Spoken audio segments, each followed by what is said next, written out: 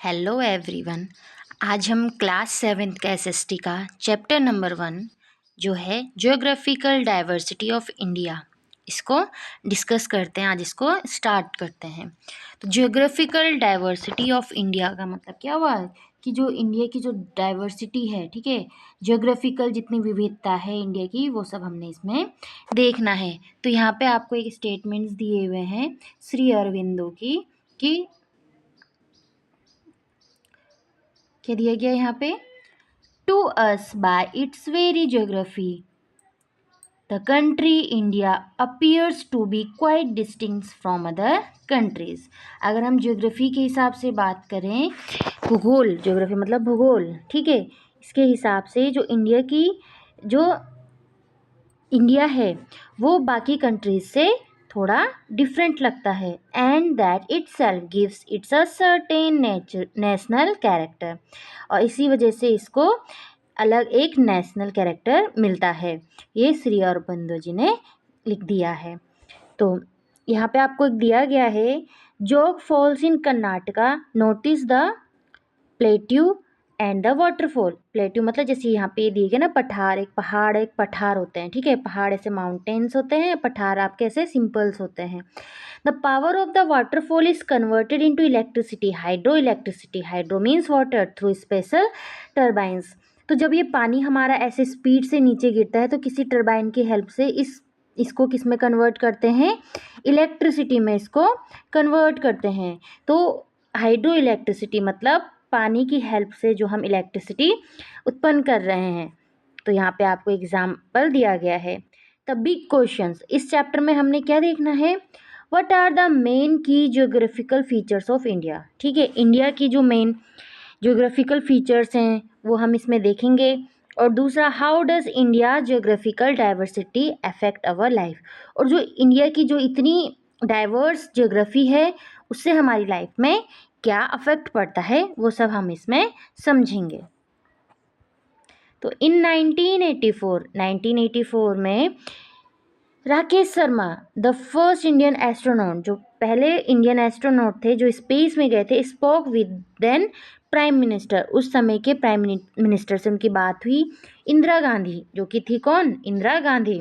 When she asked him, उन्होंने उनसे पूछा, how does the India look from the space, space से, अंतरिक्ष से हमारा देश, हमारा भारत कैसे दिखता है।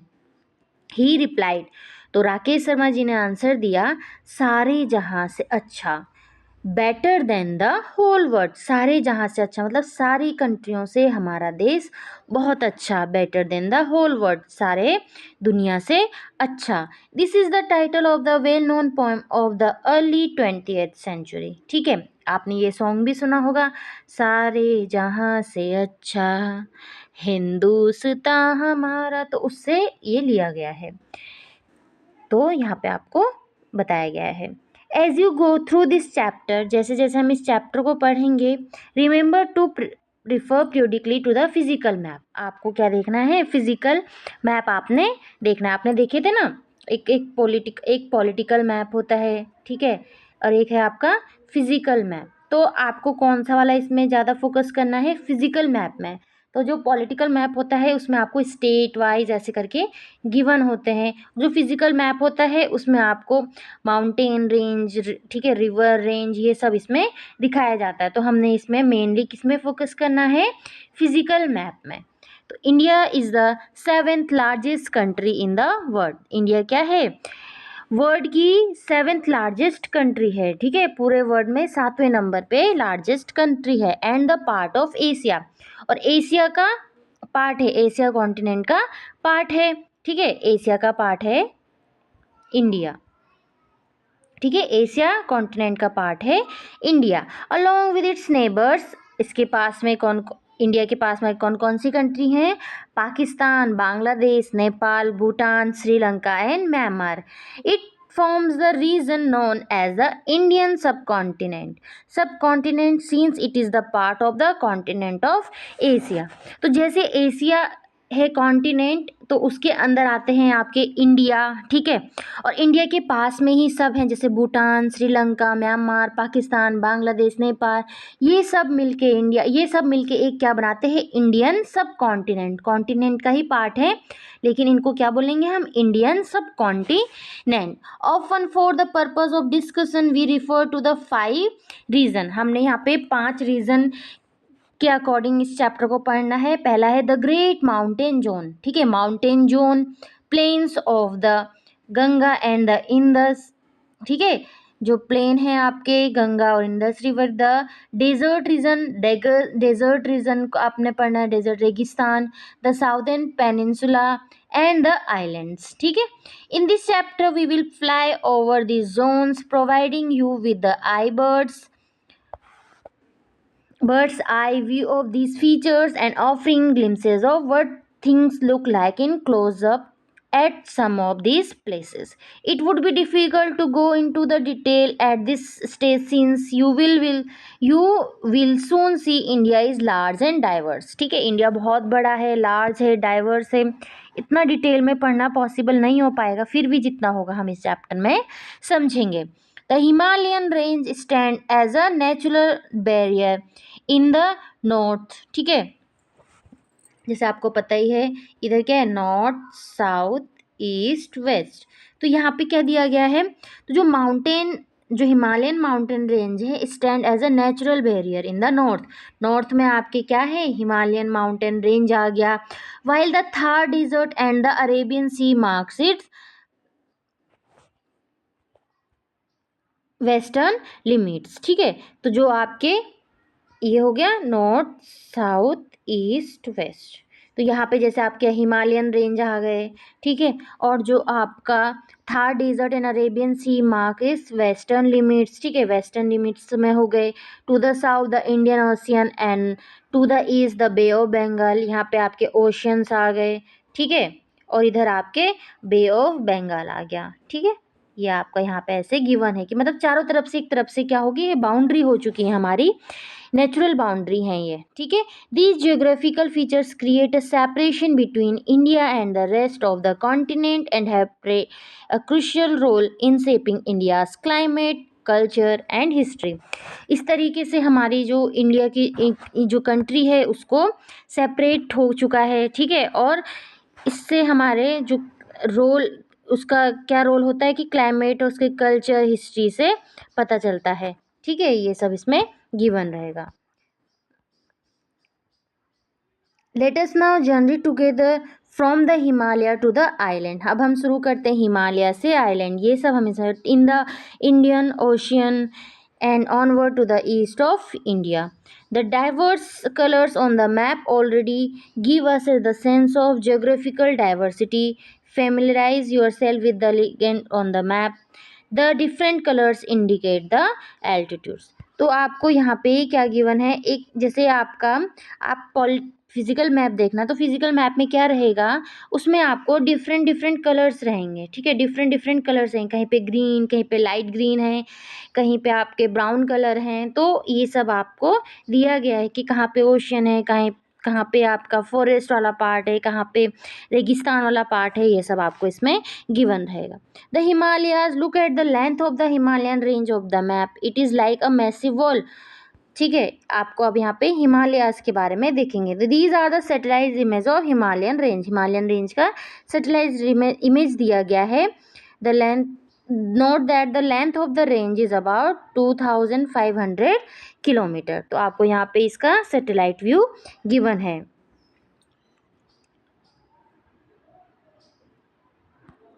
Let us remember the Himalaya seem to be to touch the sky, ठीक है, हिमालय इतने ऊंचे कि ऐसे लगते हैं जैसे कि वो स्काई को क्या कर रहे हो, टच कर रहे हो। In fact many of its peaks are over 8000 metre in height. इनकी जो हाइट है लगभग किन्हीं किन्हीं की तो 8000 मीटर है, 8000 मीटर है। And are together called the 8000ers। तो इन्हें हम क्या कह देते हैं, 8000 मीटर इनकी ऊंचाई है, तो हम इसे 8000ers भी कह देते हैं। This mountain range stretch across 6 country in Asia, ठीक है, ये जो माउंटेन रेंज है एशिया में, ये 6 कंट्रीज में पूरा ये फैला हुआ है, जैसे India, Nepal, Bhutan, China, Pakistan and Afghanistan. Can you name the highest mountain in the world? तो हाईएस्ट माउंटेन कौन है? Mount Everest. क्या है? Mount Everest. ठीक है, ये है।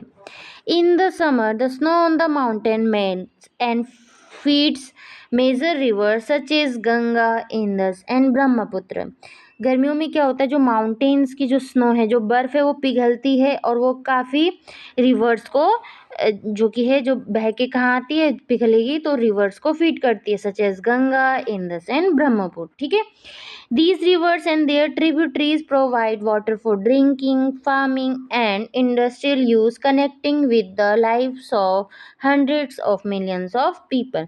अब क्या होता है, जो ये रिवर्स हैं, ठीक है, जैसे Ganga, Indus, Brahmaputra and their tributaries, tributaries मतलब इनकी जो सहायक नदी हैं, छोटी नदियां हैं, इनके साथ मिलके ये क्या करती हैं, वाटर देती हैं, किसके लिए? पीने के लिए, खेती करने के लिए, इंडस्ट्रियल यूज़ के लिए, और साथ ही साथ हजारों, सैकड़ों, हजारों लोगों को क्या करती है? प्रोवाइड करती है water. Hence the Himalayas are sometimes called the water tower of Asia. इसीलिए कभी हिमालयाज को क्या कह देते हैं? Water tower of Asia. तो वाटर टावर ऑफ एशिया क्या हुए? Himalayas.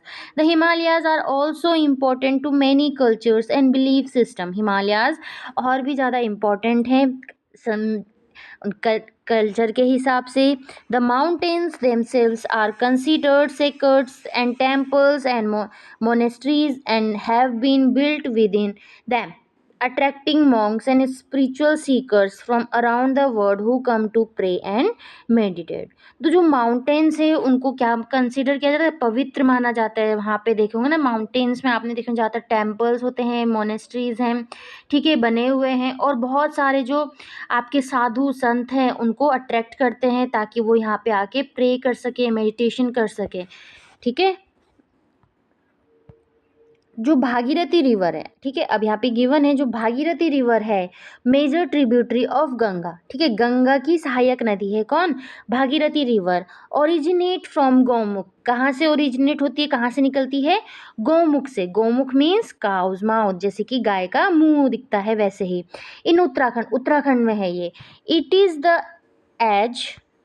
The edge of Gangotri glacier, ठीक है, गंगोत्री ग्लेशियर में है ये। This glacier is one of the largest in the Indian Himalayas. Indian Himalayas में एक बड़े ग्लेशियर में से है ये। It is considered sacred and attract many pilgrims, ठीक है, इसको क्या माना जाता है? बहुत ज़्यादा पवित्र माना जाता है, और ये बहुत सारे पिलग्रिम्स मतलब तीर्थ यात्री, इसका मतलब क्या हुआ? तीर्थ यात्री। पिलग्रिम्स मतलब तीर्थ यात्री को भी बहुत ज़्यादा क्या करते हैं? अट्रैक्ट करते हैं। Gaumukh is also popular trekking destination, और ये एक ट्रेकिंग के लिए भी बहुत ज़्यादा फेमस है। Next time you see the Ganga, remember its journey began there. अगर आप गंगा याद रखोगे तो आपको याद रखना है इसकी जर्नी इसकी यात्रा कहाँ से शुरू हो रही है। तो आज के लिए इतना ही। तो यहाँ पे आज हमने क्लास 7 का चैप्टर नंबर 1 स्टार्ट किया है, जो कि हमारा चैप्टर का नाम है जियोग्राफिकल डाइवर्सिटी ऑफ इंडिया, जिसमें आज हमने थोड़ा बहुत देखा कि हमने कैसे अपने इंडिया की डाइवर्सिटी को किस हिसाब से इसमें पढ़ना है। जहाँ पे हमने आज स्टार्ट किया द हिमालयाज। क्या देखा हमने? द हिमालयाज। नेक्स्ट हम देखेंगे how the Himalayas were formed, ठीक है, कि कैसे जो हिमालयाज हैं वो कैसे बने हैं, कैसे फॉर्म हुए हैं। तो आज के लिए इतना ही। Thank you.